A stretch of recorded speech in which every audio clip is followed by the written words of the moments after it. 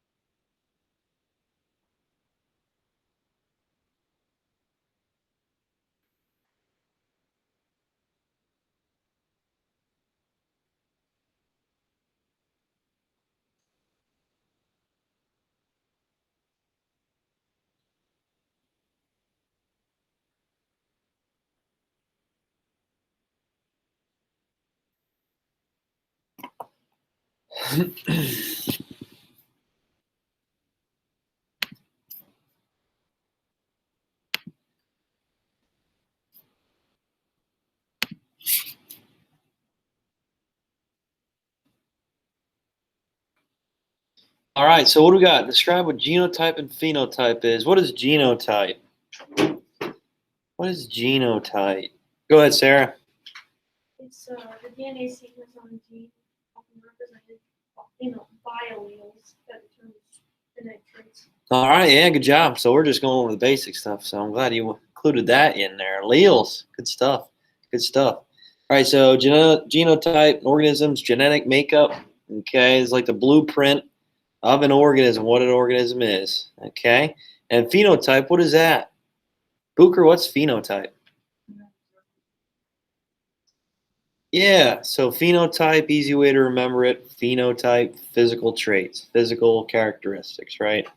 And that is something like eye color, hair color, you name it. All right, is there any questions on that?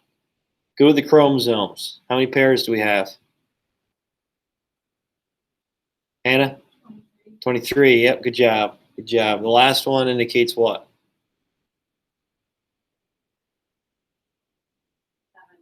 Uh-huh. Sarah, do you know? Gender. Yeah, gender. Yep, good job. So XY, right? XY or XX. Okay. And we went over Punnett squares. We understand that. We understand the gist of that. So we're good with that as well. Chromosomes, genes. Yeah, there we go. So we all know that different organisms have different pairs as well as number of pairs. Thought it was interesting with a carp, 100 some. That's unbelievable. Crazy, crazy. All right, so I'll let you guys work on your vocab for how about 3 or 4 minutes, and then we'll move on today with I have a reading for you out of the book first, and then from there we'll talk about the nervous system. We'll talk about neurons, types of neurons. What are neurons? All right, sound good? Okay, I'll give you a few minutes to work on that.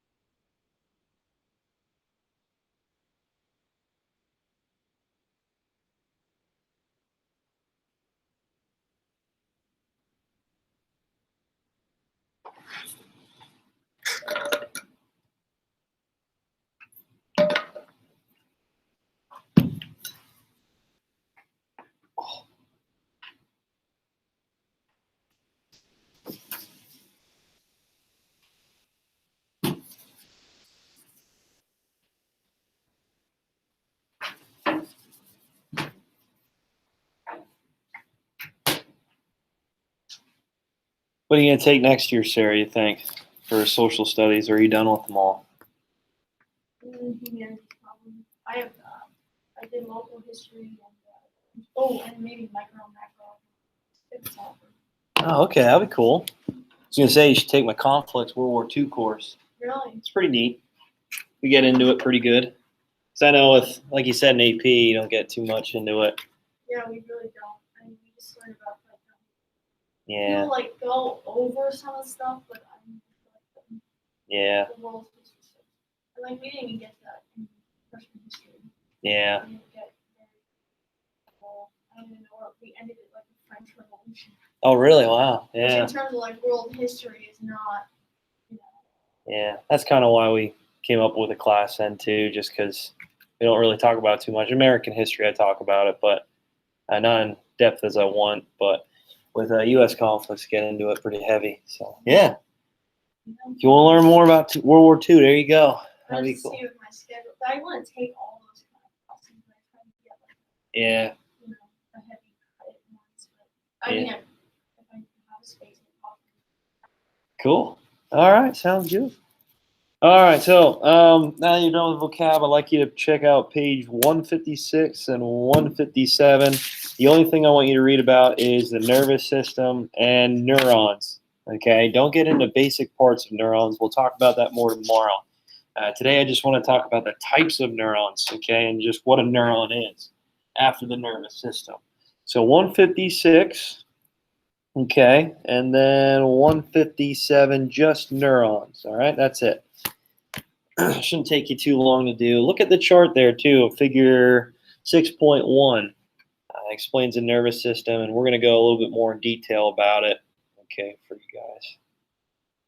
All right, so I'll let you guys work on that. I'm not sure what it is on the PDF, so if anybody finds it, let us know here so we can find it quicker. Page 156, top of 157, just neurons.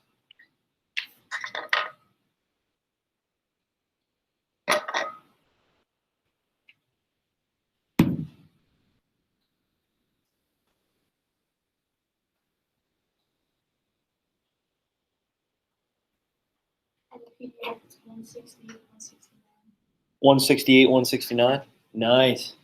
Good job, Sarah. That was quick. You're fast with it. Katie Angle used to find it all the time like that. And last semester, it was funny. Oh, got it already. She said, what? How? How'd it load that fast? You must have had it up before the class. All right. I'm going to give you 3 minutes, 2 minutes to read that. Shouldn't take you long. Like I said, look up figure 6.1. It's a great chart there as well.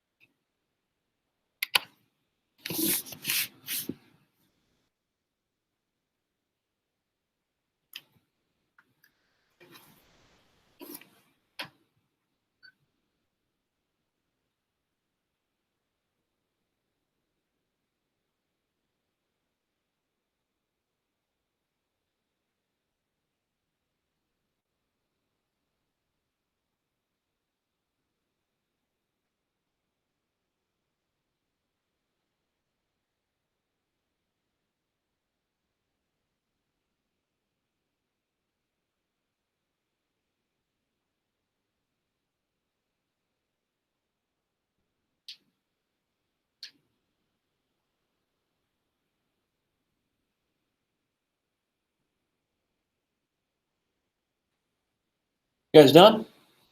Good. All right, so we'll talk about the nervous system today, and this is going to lead into what we're going to discuss more tomorrow with the neuron, the different parts and functions of it, and really how we send information from our brain to the rest of our body to react to certain things or to maybe move and perform different tasks, and vice versa. So sensory neurons sending the information back to our brain to react or to experience the world around us. And then we'll talk about interneurons as well, which kind of connects everything. So again, tomorrow we'll break down the neuron, okay, the neuron itself, and talk about certain parts and functions of it. But real quick, the nervous system broken down into two different components. We have the central nervous system. I'll just write it up here, guys. It's kind of like how your book has it, but it's important to know it, and some information there on the side as well as we go over it, because this could come up on a quiz, right? Definitely come up on a quiz. So I just want to let you know about that. We have the we have the nervous system, central nervous system. How about I just label CNS? Okay. And then we have the peripheral nervous system, which we'll need more room for that. Okay, I'll just put that as PNS. Okay. So what consists of the central nervous system? You just read about it. What consists of the central nervous system? What do we have here? Go ahead, Hannah. The brain and the spinal cord. Yeah, good job. The brain and the spinal cord. The brain and the spinal cord. Obviously, that's very, very important. Okay, we talked about the brain a little bit. Okay, some of the interesting facts about it, but we'll dive into it a little bit more. Okay, after we're done talking about the neuron, and like I mentioned, different parts, different lobes. Okay, different functions that the brain might have to help us experience the world around us, to help us, like I said, move, to store memory, to make informed decisions, where vision is processed, you name it, all of the above. Okay, I like to play a little skit too when we get to medulla. The medulla oblongata. You guys ever see The Water Boy? Oh, what? What did he say? That's why alligators are so ornery, because they have all them teeth and no toothbrush. Yeah. So you have the CNS, central nervous system, brain, and spinal cord. What consists of the peripheral nervous system? What do we have here? What do we have here for the peripheral nervous system? We got, what's one branch? What's one branch of it? What do we got? Sarah, what's one branch? Yeah, it's somatic. Good job, somatic.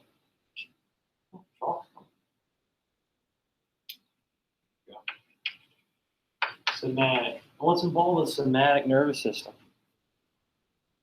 Go ahead, Sarah. Voluntary.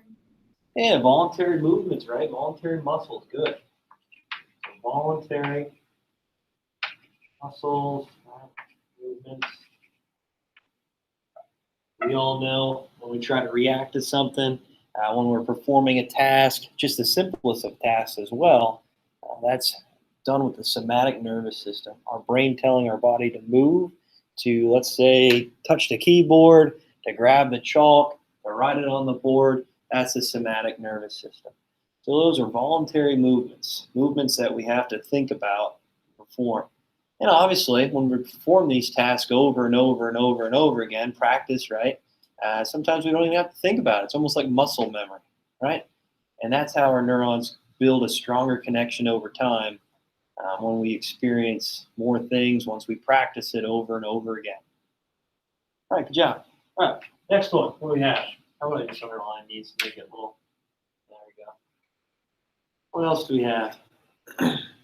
Booker? What's the other branch here? Somatic and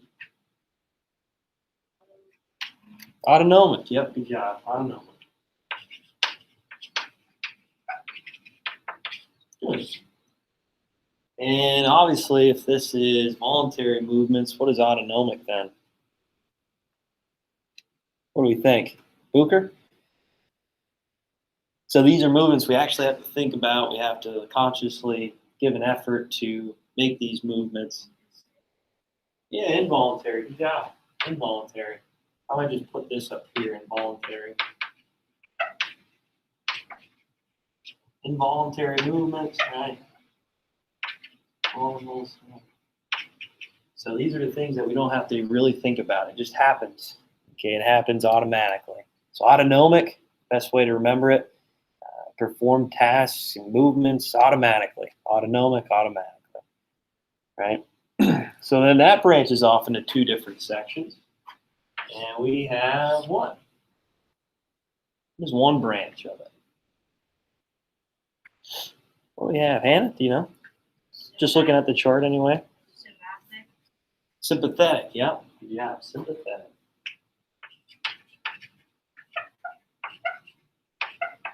Sympathetic, good. What's involved with the sympathetic nervous system? Yeah, good job, all right? There is a term used for this, especially for the sympathetic nervous system. It's exciting the body. It's increasing energy, increasing heart rate, okay? Blood pressure, right? So how about I just put these over here? It'll increase heart rate, increase blood pressure, increase of energy. All right, so if we're in a situation, let's say things are happening all very fast, things are occurring at a fast pace, and our body reacts to it as a fight or flight response, okay? When you think of the sympathetic nervous system, think fight, right? Or flight. Fight or flight. There you go. So either we're going to react to it, react back to it as like a fighting, or we're just going to bail out, we're going to leave, we're going to run away. But this just really represents our increased heart rate or increased blood pressure, energy, you name it. So what are some experiences that might trigger our sympathetic nervous system? What do you think? What are some experiences that might trigger that?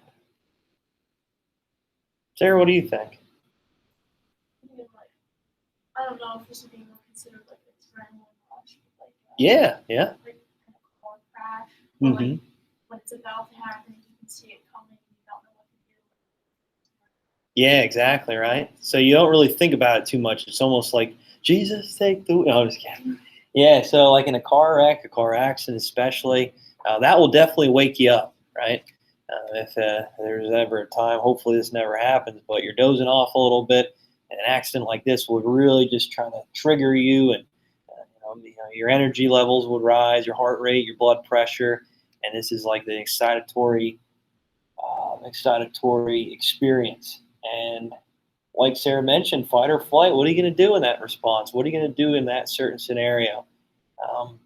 I know, especially when I'm driving, okay, let's just not go to the extreme of an accident. Hopefully that doesn't happen. But when I'm driving, I hydroplane, like over water, or In the winter, especially when it's icy. Okay, how do you react in those certain situations? And when it is icy, what do? You slam on the brakes or let it kind of coast and let off the gas, obviously? Or what do you do, Sarah? What do you think? You smoke on the brakes? Yeah, yeah. You're not supposed to hit the brakes when you're hitting ice, because if you do, that's going to allow the car to move and shift over the ice. Yeah, you're not supposed to. Just kind of let it coast and guide it where it needs to go. Yeah. But in many cases, right, it's in our instincts over times, like when we're moving in a direction where we don't want, we always slam on the brakes. And actually that makes things a little bit worse with the ice. So that's a good example of this fight or flight. It's like, how do we respond in a situation that happens at a fast pace, fast rate? And I know for sure, I'm like, oh my gosh, here I go, right? And my body gets really warm too. I don't know why, my body gets really warm. Especially when I was younger, I get in trouble. And I knew I was going to get the smackdown from my dad. It's like I was just waiting for it to happen, waiting for him to respond so I can, what am I going to do? I always get real warm and I'm like, oh no, get nervous. So yeah, fight or flight, sympathetic. All right, and then we have over here at the other side, Booker. Yeah, parasympathetic, good job. All right. Sorry, my handwriting's not the best. I apologize. So parasympathetic, obviously this is going to be a little bit different than sympathetic. This is going to calm us down in a way, right? This is going to try to kind of lower our blood pressure. So we can put that over here, lower our blood pressure, and lower our heart rate.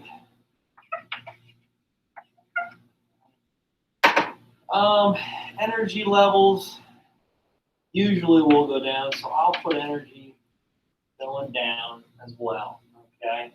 And parasympathetic, this is kind of when we're residing at the end of the night. We're at the dinner table maybe, and we're just calmed down, we're relaxed. We can have that conversation with our family members or friends and just relax, right? It's something where we just calm down. And an easy way to remember the parasympathetic: breath and digest. All right, rest and digest. Since we're talking about food and everything, that's a great way to try to rhyme that together with the parasympathetic. So the parasympathetic experience is really just, we're watching a movie at night, okay, with our family or friends. We're just experiencing that movie and just relaxing. Unless it's a horror film, oh my God, sympathetic just jumps up out of the blue. It's like he jumps up out of the couch. Oh, I'm here. Don't forget about me. Yeah. An action movie, same thing. Gets you all jacked up or something like that. I know with the Dark Knight movies, I always get pumped up. Oh, here he comes. Here comes Batman. He's going to save the day. But for the most part, parasympathetic is when we are just relaxed, like I said, at the dinner table maybe. And we are just kind of focusing kind of losing that energy, that heart rate, blood pressure, with just calm down. Same thing maybe after a game. Okay, after a game has already happened, we might still see some of our sympathetic appearing, where we're still kind of feeling that adrenaline rush, but that crash, if you will, if you want to call it that parasympathetic's coming in and calming our body down. Okay, sympathetic as well, sweat. Okay, obviously we sweat once we get a little bit excited. We get warm, and parasympathetic, we kind of reside. All right. Is there any questions on that, the nervous system? I know there's a lot there, okay, but hopefully that helped to break it down a little bit and to understand a little bit more in detail. Okay, so main thing, remember central nervous system, peripheral nervous system. We know the central nervous system is just broken down between the brain and spinal cord. Peripheral nervous system, somatic, voluntary movements. We have to think about it. Okay, we have to think about these movements and these actions, reactions. Autonomic is just involuntary. It happens automatically. Okay, this is something like digestion. This is something like breathing, right? Sympathetic, we all know, is a fight or flight, increased heart rate, blood pressure, energy. If we're getting ready for a run, right, Sarah? Getting excited for that. Or it could be something in an experience where you're frightened or you know something bad might happen. Parasympathetic, we're relaxing, we're calming down, we're not ready to hang it up for the night, or we're just at the dinner table watching a movie at home. That's rest and digest. Easy way to remember that. Okay, there you go. So moving on from there. Oh, sorry, I guess I should have went through the slides. We're good with that, right? We understand it. Okay, these slides are just to help you a little bit more. This is from 66 to 72, 66 to 72. That just explains what I just went over. So if you guys want to check that out on your own, go ahead. All right, I'm going to go back up now to the slides where it talks about the types of neurons, but I thought it was important to talk about the nervous system first. Okay. So real quick, the types of neurons. So what is a neuron before we get there? What is a neuron? What is a neuron? You just read about it. What is a neuron? Sarah, what's a neuron? Strings of long thin cells. Aren't they mainly in the brain? Like under brain cells? Yeah, mostly. Yeah, they're mostly in the brain, but they're all throughout your nervous system as well. Okay. And we'll talk about the different types today, but what do they do? That's just like, well, I know neurotransmitters and stuff like that, like all that synapses. I don't think you talked about that here, but that's so they transport the messages from Yep. different parts of your body to the brain to tell you how to react, and then send messages back. Yeah. Good. Yeah, we'll talk about synapses probably more on Thursday or Friday. But yeah, so neurons is really just how we communicate, how our brain communicates to the rest of our body, how our body communicates to our brain, and how these connections really just form a bridge together, which will be called interneurons, like a bridge between the motor neurons and the sensory neurons. In some cases, like you said, Sarah, most of them are resided in the brain, but some of them actually, legs, arms, our whole body, really, okay, our whole body, our stomach especially. In some cases, a neuron could be as long as your whole leg stretching down to your foot. So yeah, some of them are pretty long. Some of them are pretty, I guess I won't say large, but they stretch out for, especially our lower half of our body. And in our brain, it could be really, really small, especially the way they connect with one another for communication and relaying information back and forth from the brain to the body.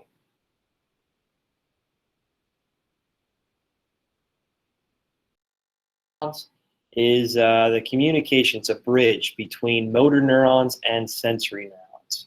Okay, and interneurons are mostly found within the brain. There's, I guess you could say, it's 10-to-1 ratio of interneurons compared to sensory and motor combined.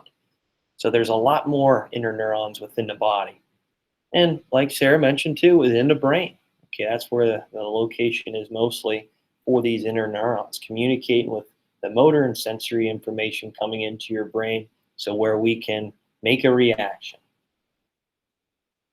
They're not just located in the brain, but mostly that's where they're located for that communication amongst the motor and sensory neurons. But interneurons, like I mentioned, they communicate. They're like the bridge between the next two neurons we're about to talk about. And if you want to, you can put it there on the side. They outnumber the motor and sensory neurons 10-to-1. Right? These neurons combined 10-to-1. Wow, it's a lot. It's a lot. In many cases, they're microscopic. They're so small. And in some cases, like I mentioned, in your legs, these sensory neurons, motor neurons could expand that whole stretch. It's pretty amazing. All right, so for interneurons, I'm still on that yet. So with interneurons, the more we perform a task, okay, especially like let's say with athletics, right? It's an easy one to remember. So with athletics, okay, when we're completing a task, when we're practicing something or a movement for many, many times, those interneurons become stronger. It's like they're thickening. It's like a roadway in a way. Okay, the more travel you have on that road, obviously that road's going to become larger. Right? With the more traffic, the incoming sensory information. Okay, it's important that these interneurons grow. Okay, and that's kind of how we can perform tasks without thinking about it. Especially like, let's say, with wrestling, with moves. Okay, in wrestling, the first time you do it, probably doesn't look too pretty. Right? But after practice and constantly doing these moves, sooner or later, it's like secondhand knowledge. It just happens right like that. And we can really say that for anything. Just understanding information. When we read over different articles and just understanding the concepts and building that within our mind and understanding these different types of information, okay, that builds a stronger connection with our memories and grasping that knowledge and performing it in our daily tasks. All right, so that's interneurons. Next one, sensory neurons, and I guess you could say the scientific name of it is afferent neurons. So sensory neurons is really just grabbing that information, sensing the information through our 5 senses and sending it back to our brain. Okay, this is how we react to the outside world. So it could be vision, hearing, smelling, touching, tasting, you name it. So sensory information grabs that data, grabs that information, and sends it to our brain. Okay, so we're sensing the world around us. Like I mentioned, there's many ways that they work. Okay, but easy one, vision. That's a good example. So how we visualize different things, and that as we visualize it, that information is being sent to our occipital lobe in our brain to be processed. So sensory neurons is carrying that information to our brain. Hopefully you don't do it, but let's say you put your hand on a burner. Okay, obviously that information is going to be sent to our brain, and our brain's going to process that. Interneurons are going to make that connection, and then that's going to send it to our motor neurons. It's like, hey, dummy, pull your hand off that burner, right? That's kind of how they all work together. So with motor neurons, they're efferent neurons, and this is the information, the task that's being sent from the brain to the rest of the body. Okay. So motor neurons is sending that information from our brain to the rest of our body. So reactions, reflexes. This is how that information is being processed in our brain and telling the rest of our body how to perform a task. Okay. And it's amazing how quick and fast that works. Like I mentioned, the more things you practice, the more times you experience something, the thicker this connection is going to be. And the faster you're going to react to certain stimulus. So that was a good way to combine them all together. So with the sensory neurons, let's say we place our hand on a burner. Okay, that's going to send that information to our brain. The interneurons is going to act like that bridge, that communication from the sensory neurons to our motor neurons, telling, usually in our brain, telling our motor neurons to take our hand off that burner. Okay, and that's a great way to experience all those together, an example of how to reference all those neurons together. All right, is there any questions on that? So I know I went through the nervous system today, quite a bit of information, and obviously here with the types of neurons. Tomorrow we're going to talk a little bit more about the breakdown of the neuron, so different parts and functions of it, okay, and really kind of what it looks like and how we can label it. So I'll have a diagram for you tomorrow where you can look over that, and I'm thinking maybe a quiz on the neuron. We'll see yet. Maybe Friday. Okay, maybe Friday. Sound good? All right, well, that's all I have for today. I am going to post 2 videos as well on Google Classroom for you. It just talks about the types of neurons a little bit more in detail and the nervous system. So if you have a chance, check those out. And I think it would be a good study tool to maybe understand it a little bit more in detail. All right, that's all I got.